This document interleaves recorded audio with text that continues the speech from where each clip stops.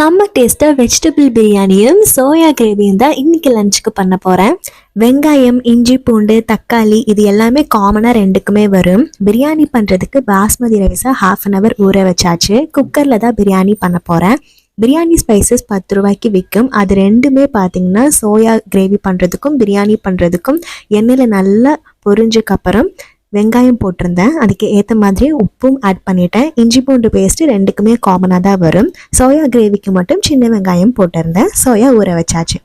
வெங்காயம் நல்லா வதங்கினக்கப்புறம் தக்காளி ரெண்டுத்துக்குமே ஆட் பண்ணிட்டேன்.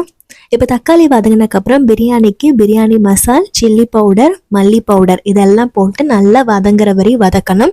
சோயா கிரேவிக்கு மட்டன் மசால், மல்லி பவுடர், சில்லி பவுடர் இதுதான் நான் ஆட் பண்ணியிருந்தேன்.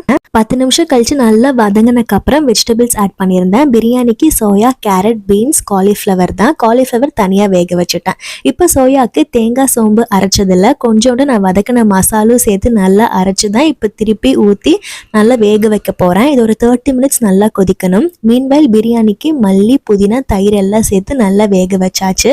கொஞ்சம் நல்லா வெந்தக்கப்புறம் ஊறின பாஸ்மதி அரிசியை போட்டு அதுக்கேற்ற அளவு தண்ணி ஊற்றிட்டேன். அதே மாதிரி சோயா கிரேவிக்கு ஊற வச்ச சோயாவையும் ஆட் பண்ணிட்டேன். சோயா கிரேவி நல்லா கொதிக்கணும். அதே மாதிரி பிரியாணிக்கு அரிசி நல்லா கொதிச்சக்கு அப்புறம் தான் குக்கர் போட்டு மூடி வச்சிருந்தேன். ஒரு விசில் தான் வச்சிருந்தேன். சோயா கிரேவி ஒரு 1/2 hour மேலே நல்லா கொதிச்சுது. பிரியாணியும் நல்லா கமகமன்னு சூப்பராக ஸ்பைசியாக எனக்கு ஏற்ற மாதிரியே வந்திருந்தது. மிளகாய் தூள் வேண்டானா பச்சை மிளகாய் ஆட் பண்ணிக்கலாம். இது சூடாக சாப்பிட்டா அவ்வளோ டேஸ்ட்டாக இருக்கும். கூட தயிர் வெங்காயம் வச்சுருந்தேன்.